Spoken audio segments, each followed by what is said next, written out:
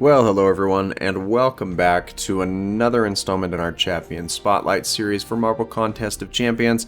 Today we will be having a little bit of a look at Deadpool X-Force. Now, Deadpool X-Force is kind of the budget version of Deadpool in this game, but Deadpool is locked behind a paywall for very early access when you initially download the game, and if you are wanting to be free to play, or if you're not aware of that when first starting, then Deadpool X-Force is kind of the closest you can get, and even then, it's not really a great character. I mean, he certainly has his uses, but I think that Deadpool needs to be made more readily available, and Deadpool X-Force needs to be changed to the point where they function differently and more uniquely as compared to other members of the cast. So let's talk a little bit about what Deadpool has to offer and things that I think should be changed, if we're being completely honest here.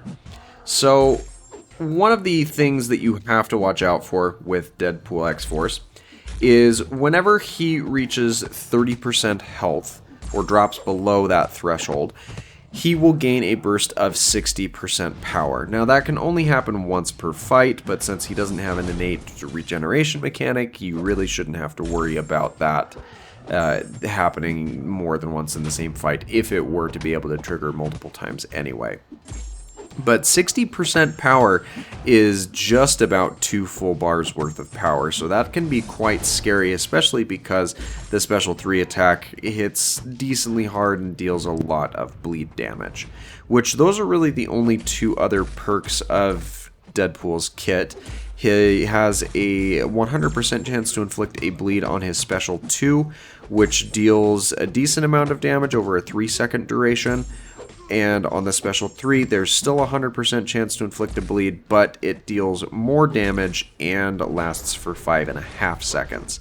And, of course, both of those can be affected by the Deep Wounds Mastery, but that's really all that Deadpool has in terms of his base kit of abilities.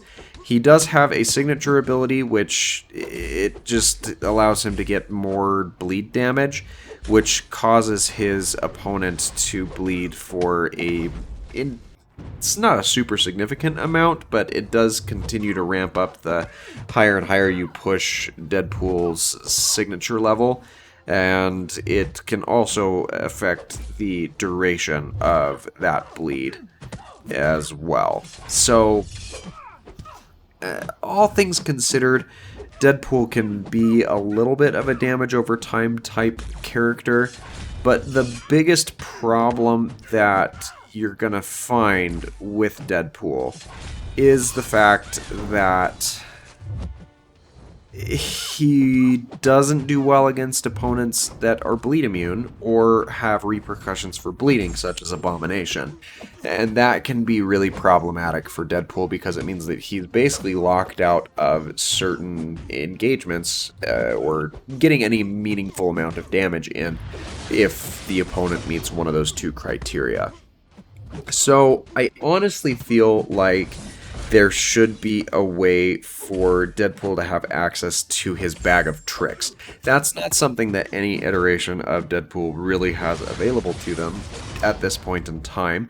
And if Deadpool were able to kind of randomize what effect he can apply on his opponents based off of activating special attacks, you could even link that to the Special 1 so you can cycle through what you want a little bit more consistently. And yeah, you could still make it random, but give him a chance to poison his opponent, bleed his opponent, shock his opponent, degenerate his opponent. Just give him a couple of different options and then have some sort of indicator below his health bar as to what the effect is at that point in time.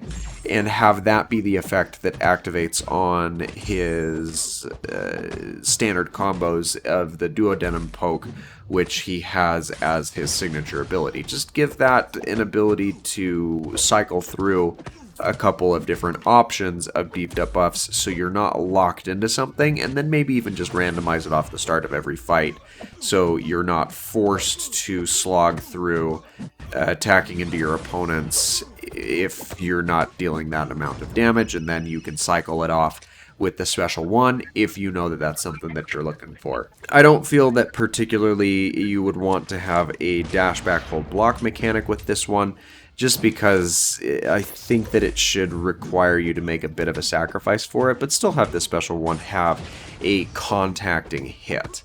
Now, the other thing that I would change is actually something that Venompool used to have until very recently, and that is I would like to see a heal block get applied on the special 2. Deadpool canonically has Carbonadium, which is a metal that's fictional and blocks healing and regeneration type effects. That's how he ended up killing Wolverine in the Deadpool Kills the Marvel Universe storyline, and I feel like that's fitting to keep a reference to, or at least make it an integral part of Deadpool X-Force's kit. And then there's not really a whole lot of other things that I would change or add, if we're being completely honest here. I just feel like there are tweaks and adjustments that need to be made to his kit, because he really gets locked out of certain interactions when and if he can't deal damage to them. And that's really the biggest concern of mine, biggest thing that I'm upset about and would like to see changed with this character. But what do you think? Do you think that Deadpool X-Force is fine the way that he is, or would you like to see the character altered or completely overhauled? Be sure to let me know what your thoughts are in the comments down below. Don't forget to subscribe for the daily variety content, as things are going to change after first of the year, and you'll want to make sure that you're along for the ride. Thanks so much for your time. I hope that you have an absolutely fantastic rest of your day.